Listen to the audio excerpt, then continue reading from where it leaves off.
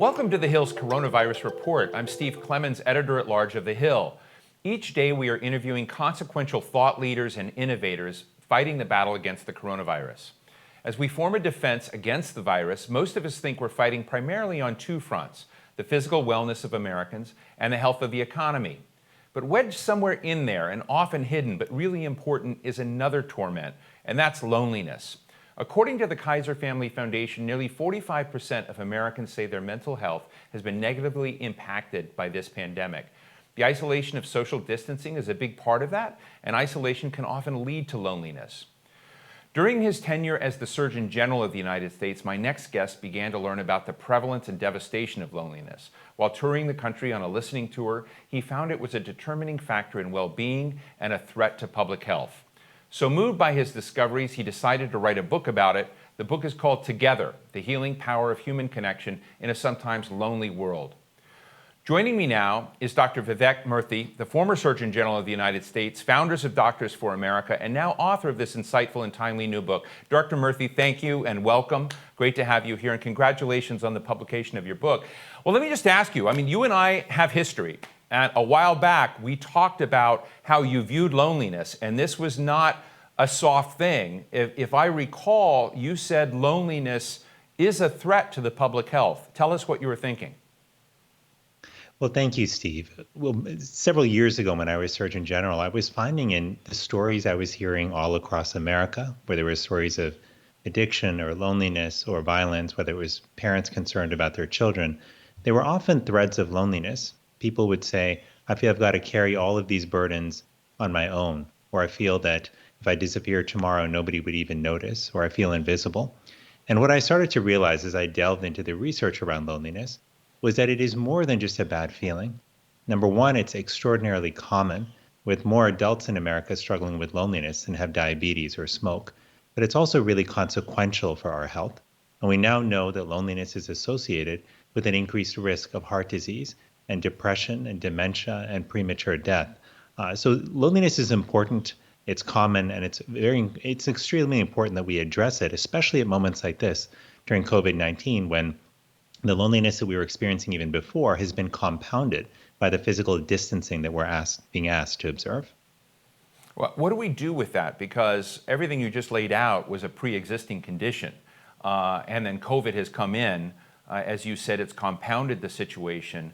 And I'm interested, the other day I had Francis Suarez, the mayor of Miami, out on, and he shared that two of his big concerns are that domestic violence may be increasing, suicides are increasing, and there are other consequences to this time. So what are your insights about how we should deal with this compounding of the problem? Yes, well, it turns out that during major stressors like hurricanes and tornadoes and other natural disasters, we see a spike in mental health concerns and depression and anxiety. And it's important to think of these as trauma-related events. And COVID-19 is an even deeper trauma in a sense, because it has not only transformed our lives, and often in very, very difficult ways, but there's also no clear end in sight. We don't have a specific date when the storm is ending. So that makes it even more stressful for us. But I think what we have to remember is that in moments of stress, one of the most powerful tools we have for restoring our sense of wellness and for reducing the adverse impacts of stress are our relationships.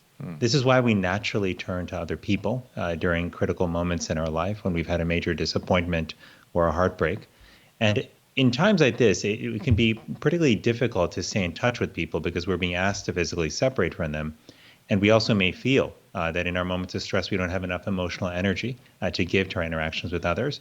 But I do think that there are some simple steps we can take to strengthen and to reconnect with others in this moment. So number one, we can spend just 15 minutes a day reaching out to someone we love. That could be video conferencing with them. It could be writing to them to say, I'm thinking of you. We can also focus on the quality of time that we spend with others. We can eliminate distraction, for example, when we're talking to others, putting away our email and our social media feed so that we're just focusing on them.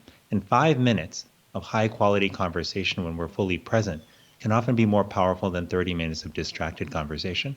Finally, we can focus on service. It turns out that one of the things that I learned during the writing of this book on loneliness and social connection was that one of the most powerful antidotes we have to loneliness is service.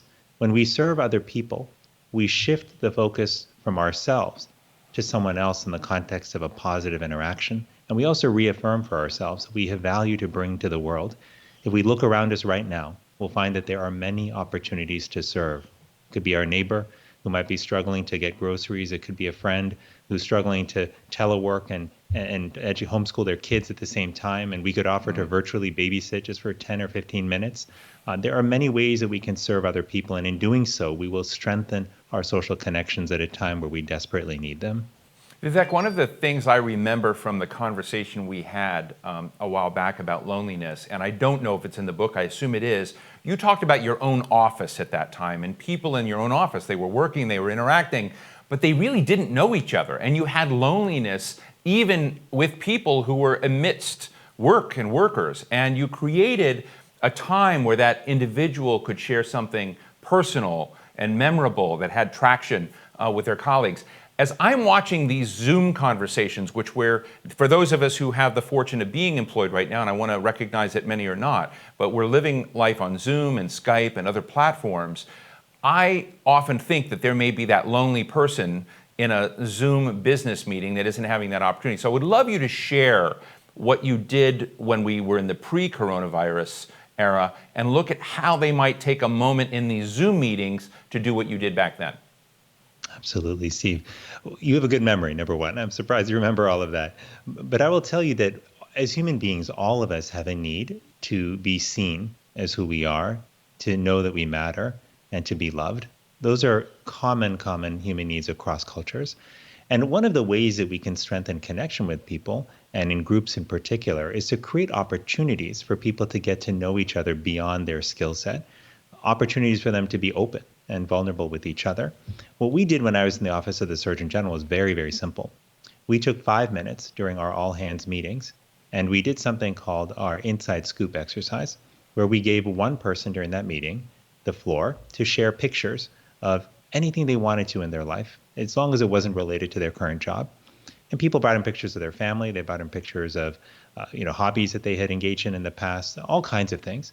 But in those 5 minutes, we got to see a dimension of them that in many cases we hadn't seen despite having worked with them for a year. And so what I noticed after that exercise was that people felt more comfortable with each other. There were who were before because they weren't sure if they mattered or if anyone cared what they said. They started raising their hands more and participating because they felt more seen.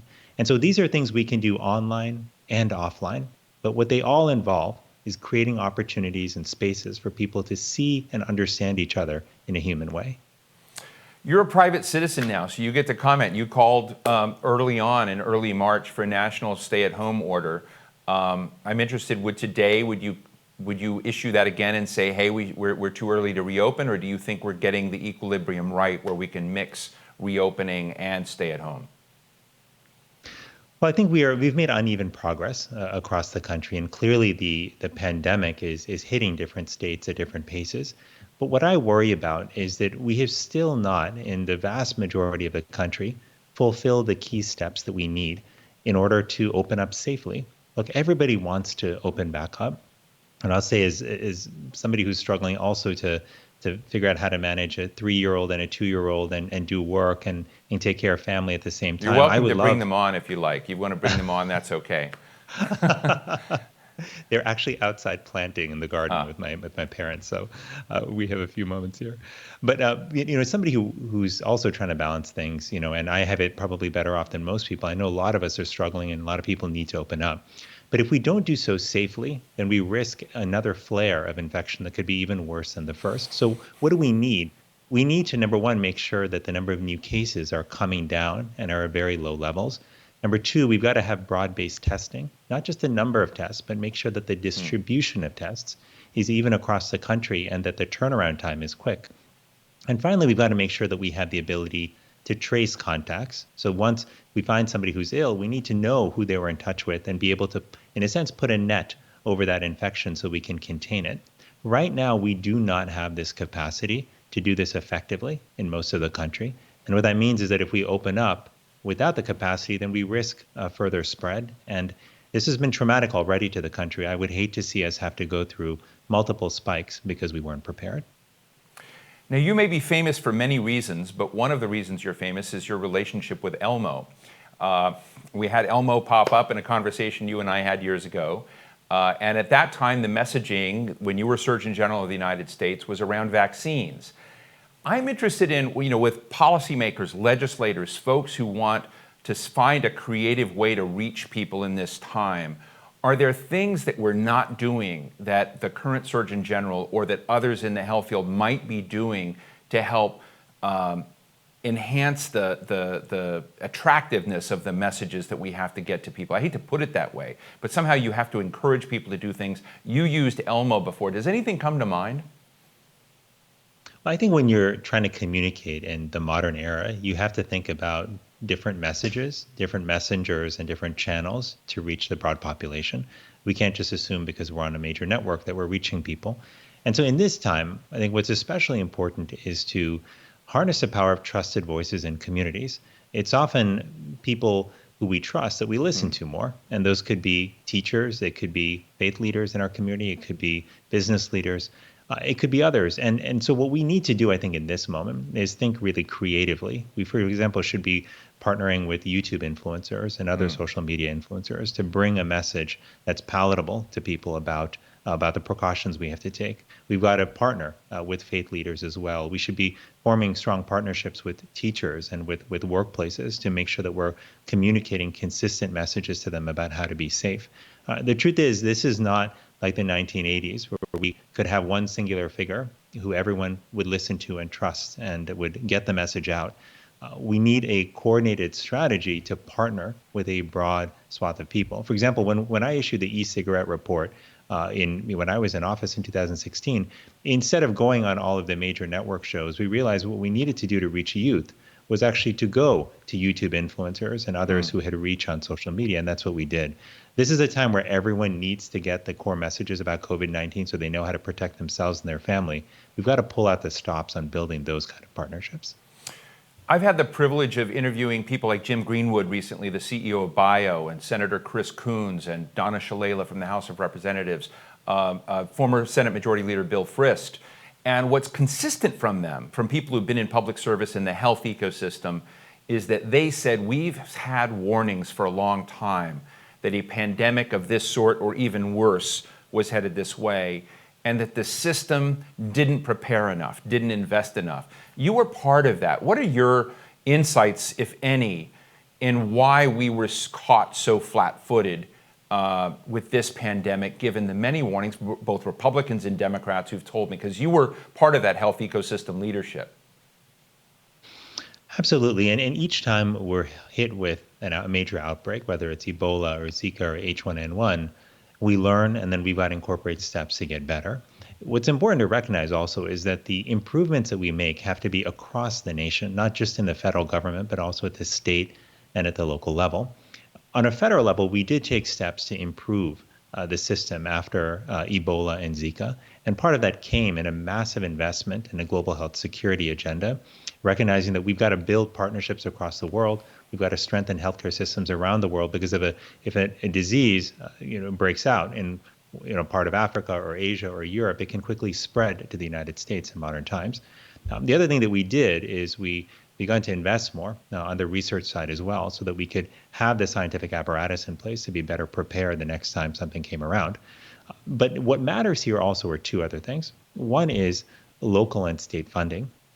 Even now, we rely on local health departments and state departments to enforce and to implement contact tracing, just as an example.